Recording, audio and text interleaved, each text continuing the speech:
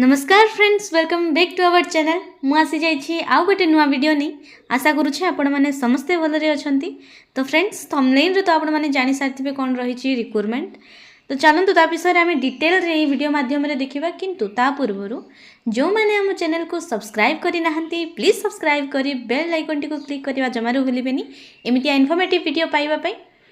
तो आपण मैंने एठारे देखि पारुथिबे आम पाखरे ऑफिशियल नोटिस रहिछि ओडिशा स्टाफ सिलेक्शन कमिशन तरफ रु, जो थी कि आमे जानिबा ओएसएससी सीजीएल रो कोन सब रहिछि, तार एग्जाम पैटर्न केमती रहिछि, केबे हबो, लास्ट डेट केबे रहिछि, एप्लिकेशन डेट केबे रहिछि, रजिस्ट्रेशन डेट केबे रहिछि, से विषय रे एई नोटिस माध्यम रे सब किछ आमे जानिबा।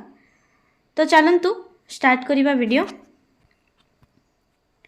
तो सर्वप्रथम एठारे देखि नियंतु ऑनलाइन रजिस्ट्रेशन जोठी के हमरो स्टार्ट होउछि 29/11/2024 माने नवेम्बर 29 रु आपणकर रजिस्ट्रेशन स्टार्ट हबो एवं 28/12/2024 जाय रहिबो।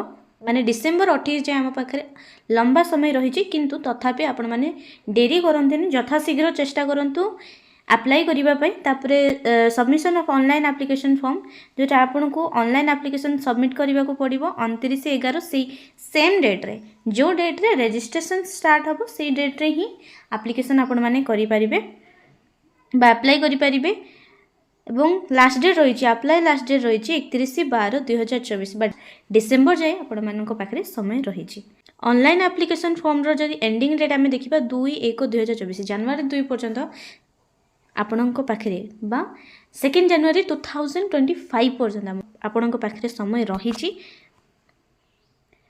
तापरे देखिबा कौन कौन सब पोस्ट रही एठारे आपण मान देखि पारथिबे दुईटी पोस्ट रही आम पाखरे असिस्टेंट स्टैटिस्टिकल ऑफिसर पई रही, सेकेंड रे रही स्टैटिस्टिकल असिस्टेंट दुईटी रही।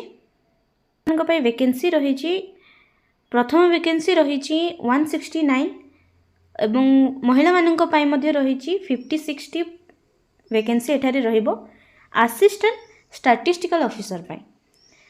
तापरे रही स्टैटिस्टिकल असिस्टेंट पे जो मैंने अप्लाई करने को चाहते से माने 4टी पोस्ट रही, से महिला मान गोटे पोस्ट रही। तापरे दुईटी जाक पोस्ट ग्रुप बी रहिबो। वर्तमान देखिबा कैटेगरी वाइज वैकेंसी कौन रही।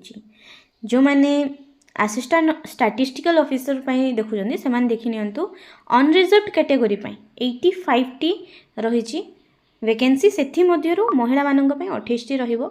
एससी बीसी जो माने अछंती से मानक पई 19टी पोस्ट रही बा 19टी वैकेंसी रही, से 6टी महिला मानक पई रही।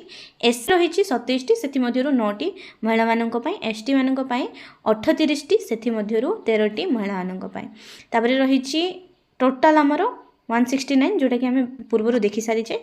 तापर जदि सेकेंड पोस्ट पे तापर जदि सेकेंड पोस्ट पे हमें देखिबा ताहले दुईटी अनरिजर्व्ड कैटेगरी पे पोस्ट रही, जोटा कि से वोमेन मानक पे गोटे केवल रही वैकेंसी, एसटी पे गोटे, एससी पे गोटे।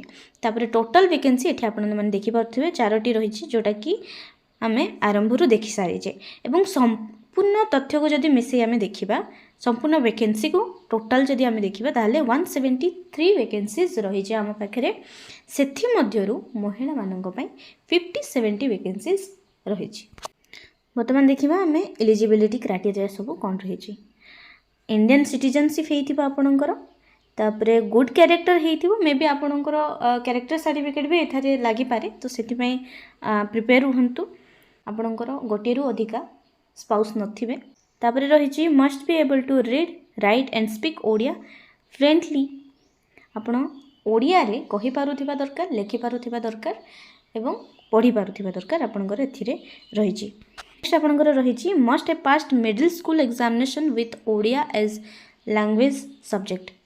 आपणकर ओडिया लैंग्वेज रे मिडिल स्कूल एग्जामिनेशन कंप्लीट करथिबा दरकार, अथवा आपणकर एचएससी एग्जामिनेशन कंप्लीट हेतिबा दरकार ओडिया, अथवा आपणकर ओडिया सब्जेक्ट रे 12th एग्जामिनेशन पास करिथिबा दरकार। जदि आपण कोनोसी इंग्लिश मीडियम रे अछंती ताहाले गोटे ओडिया टेस्ट आपणकर पास हेतिबा दरकार। एतिकी रही इलिजिबिलिटी। किंतु तापरे देखिबा आमे एजुकेशनल क्वालिफिकेशन आपणकर कोन रहिथिबो।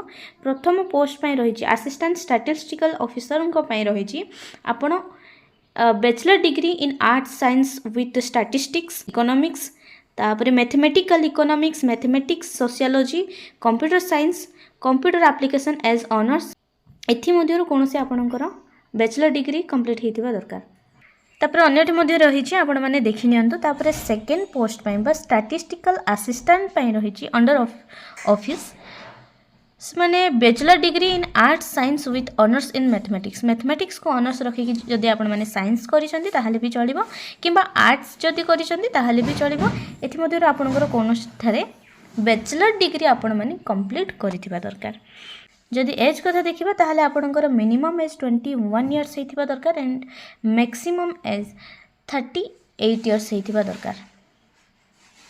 एज रिलैक्सेबल जदि देखिबा 5 वर्षर एज रिलैक्शन रही जो कैंडिडेट्स माने एससी बीसी रु बिलोंग करूछंती एससी बीसी एवं एससी एसटी एवं जतिके वुमेन माने अछंती समस्तनको पई 5 वर्षर एज रिलैक्शन रही। तापर जदि देखिबा पीडब्ल्यूडी को पई 10 वर्षर एज रिलैक्शन रही।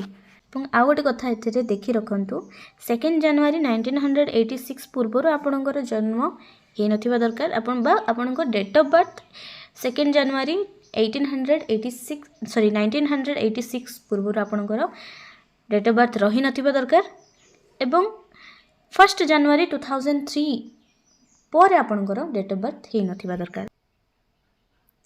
वर्तमान देखिबा पैटर्न कौन रही आपणकर एग्जामिनेशन प्रिलिमिनरी एग्जामिनेशन पाई 150 मार्क रहिबो जे कि आपनको 150 मार्क रो क्वेश्चन मिलिबो जोडा कि एमसीक्यू टाइप रहिबो। तापर स्टेज 2 रे रही मेन रिटन एग्जामिनेशन जो थे कि आपणकर टेक्निकल पेपर रहिबो 200 मार्क रो एटा रही assistant statistical officer and statistical assistant दुईटी जाक पोस्ट पाई रही कंप्यूटर स्किल टेस्ट मध्य रहिबो। तापर स्टेज 3 रे आपणकर सर्टिफिकेट वेरिफिकेशन हबो। तो फ्रेंड्स एतिक रही आज डिटेल्स जदि आपण याठू किसी अधिक डिटेल्स आपण माने जानिबा को चाहूचंती एई पोस्ट विषय रे ताहले प्लीज कमेंट सेक्शन रे निहाती कमेंट करिबा जमारू भूलिबेनी। आज पई रही एतिकी जदि वीडियोटी इन्फॉर्मेटिव लगी थाए ताहले प्लीज सब्सक्राइब करी बेल आइकन टी को क्लिक करिबा जमारू भूलिबेनी। रहूची नमस्कार।